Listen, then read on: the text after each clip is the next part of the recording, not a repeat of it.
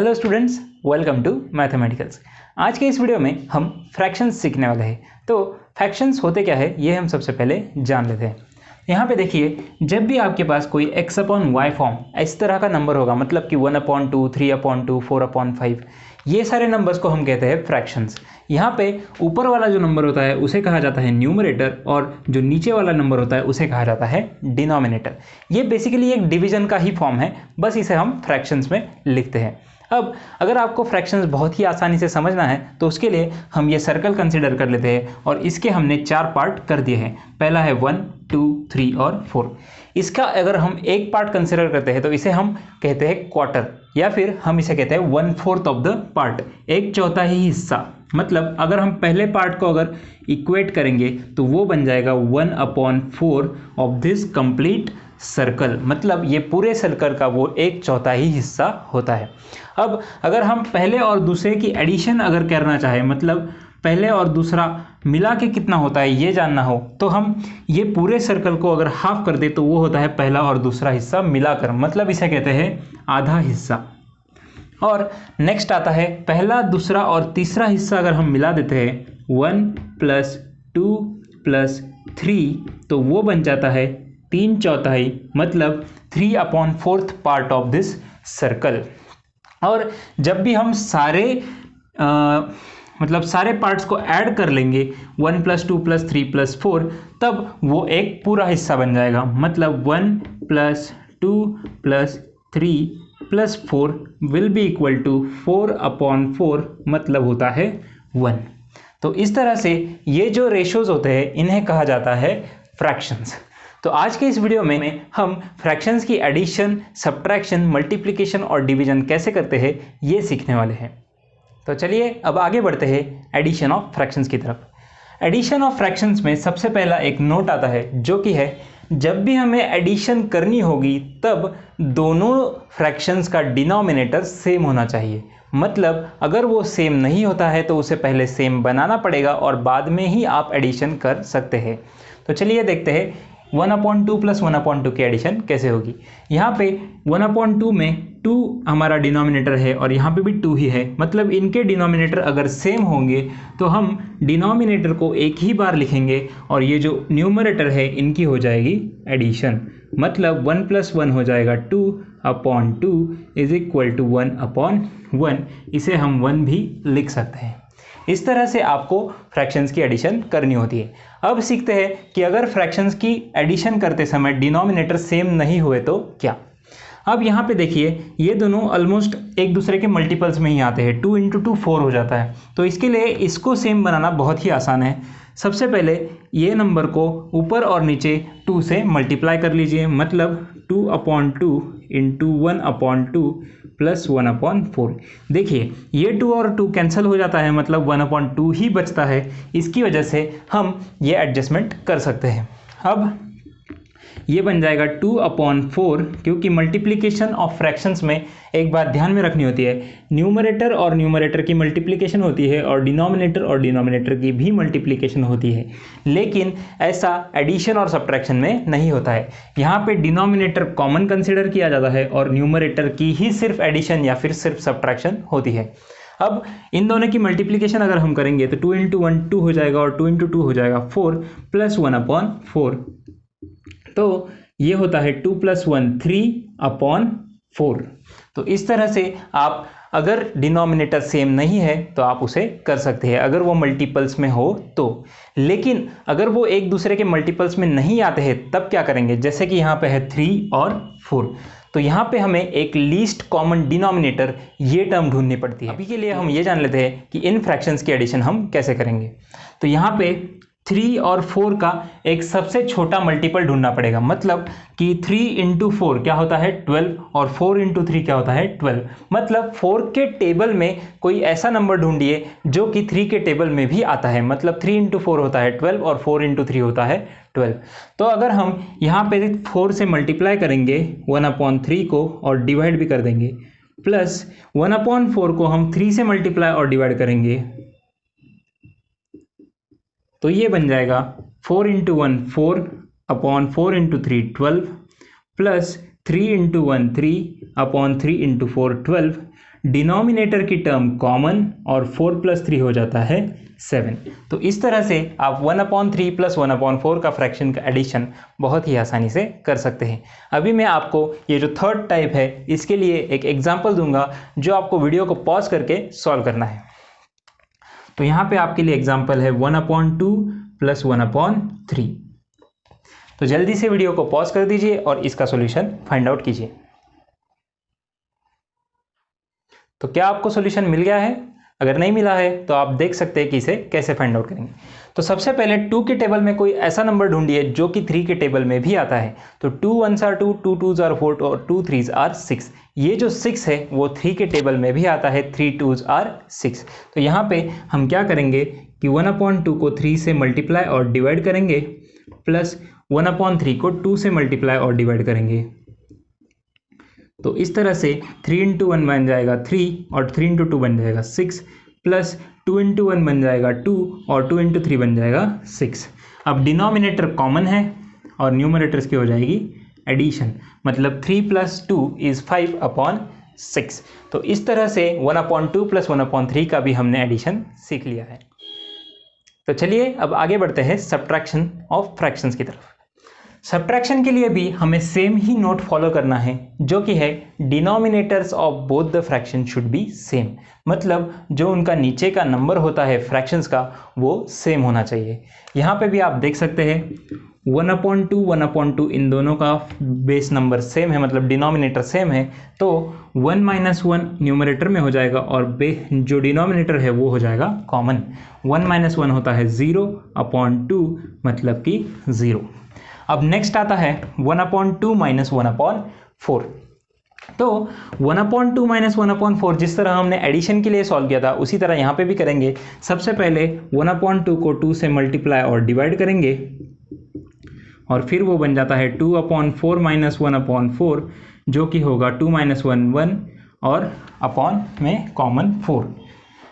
Next आते हैं 1/3 - 1/4 की तरफ। यहाँ पे हमें करना है लीस्ट कॉमन डिनोमिनेटर अप्लाई, मतलब कि होगा 4/4 × 1/3 माइनस 3/3 × 1/4। ये सारा हम एडिशन की तरह ही कर रहे हैं, बस न्यूमरेटर में जो नंबर्स है उनकी सब्ट्रैक्शन हो रही है।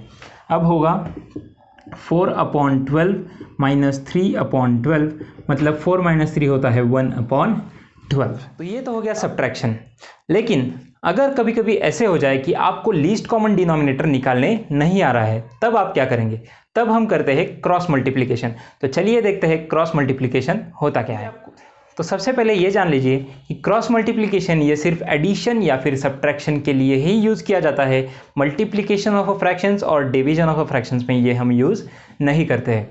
तो चलिए देखते हैं कि क्रॉस मल्टीप्लिकेशन कैसे करते हैं। तो यहाँ पे आपके पास फ्रैक्शन है 1/7 + 1/4।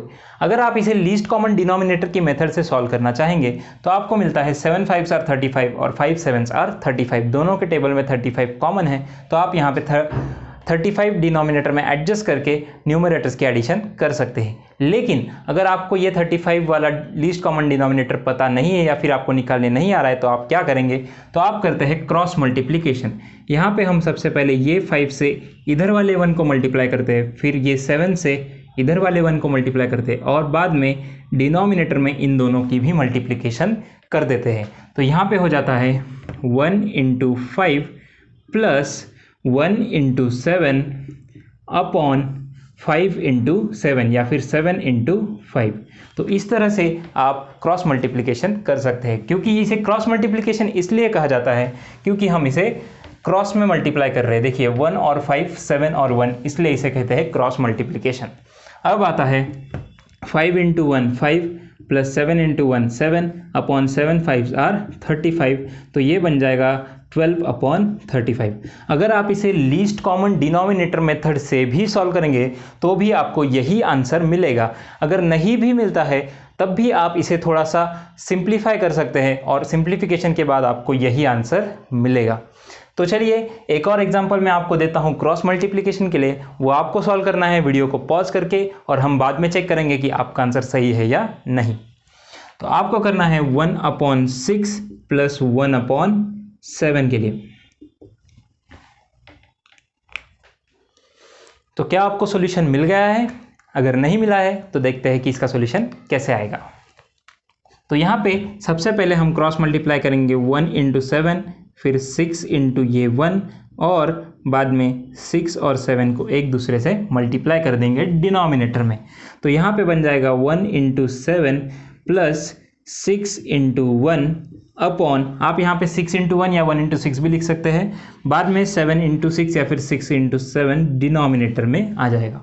अब इसे अगर हम सॉल्व करें तो ये बनता है 7 इंटू 1 बन जाएगा 7 प्लस 6 इंटू 1 बन जाएगा 6, बाद में 6 इंटू 7 बन जाता है 42। अब इसे अगर हम सिंप्लीफाई करेंगे आगे तो ये बनता है 7 प्लस 6 मतलब कि होगा 13 अपॉन 42। तो ये आपका एडिशन ऑफ 1/6 प्लस 1/7 का आंसर है।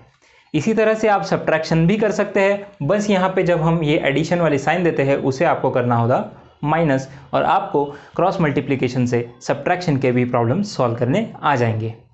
तो चलिए अब आगे बढ़ते हैं मल्टीप्लिकेशन ऑफ फ्रैक्शंस की तरफ। तो मल्टीप्लिकेशन ऑफ फ्रैक्शंस बहुत ही आसान है। यहाँ पे आपको बस न्यूमरेटर टू न्यूमरेटर मल्टीप्लिकेशन करना होगा और डिनोमिनेटर टू डिनोमिनेटर मल्टीप्लिकेशन करना होगा। मतलब अगर 1/7 इंटू 2/5 करेंगे तो वो बन जाएगा 1 इंटू 2/7 इंटू 5, तो ये होगा 2/35। तो ये हो गया हमारा मल्टीप्लिकेशन ऑफ 1/7 इंटू 2/5। इसी तरह से 6/5 इंटू 3/2 करना हो तो 6 इंटू 3/5 इंटू 2 हो जाएगा। तो ये बनता है 6 3s are 18/5 2s are 10। अब आप देख सकते हैं कि ये दोनों ही इवन नंबर है, तो आपको इसे सिंप्लीफाई करना होगा डिवाइडिंग बाय 2 से। यहाँ पे 2 5s are 10 और 2 9s are 18, तो ये बन जाएगा 9/5। अब मैं आपको एक एग्जाम्पल दूंगा जो कि आपको सॉल्व करना होगा वीडियो को पॉज करके।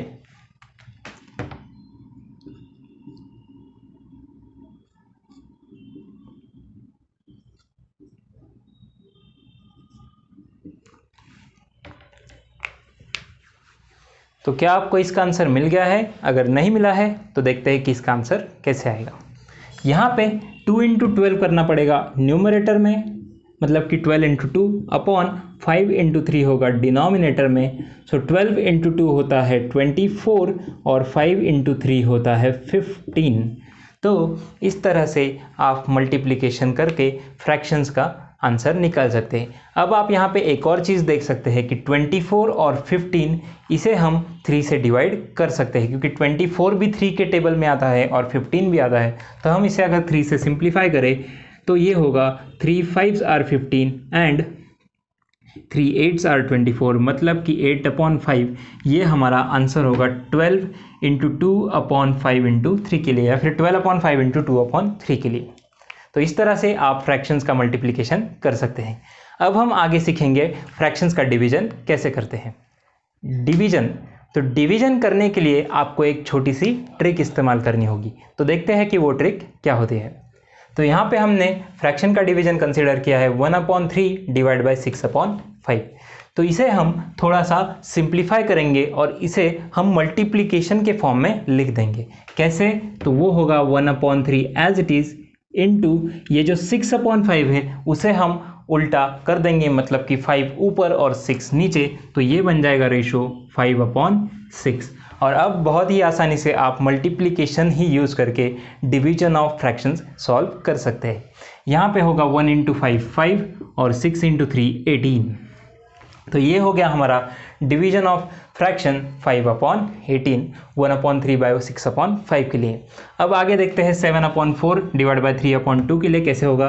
तो 7/4 एज इट इज़, फिर उसे मल्टीप्लाई कर दीजिए 2/3 से, तो वो बन जाएगा कुछ इस तरह से। और 7 इंटू 2 होता है 14 और 4 इंटू 3 होता है 12। अब आप ये देख सकते हैं कि ये दोनों इवन नंबर्स है, तो इसे हम 2 से सिंप्लीफाई कर सकते हैं। तो सिंप्लीफाई करने के लिए 2 6 are 12 नीचे डिवाइड होगा और 2 7s are 14 ऊपर डिवाइड होगा, तो ये बन जाता है 7/6। अब इसी तरह मैं आपको एक और एग्जांपल देता हूँ, वो आपको सॉल्व करना है वीडियो को पॉज करके। तो यहाँ पे एग्जांपल कंसीडर कीजिए 2/5 डिवाइड बाय 5/6 का।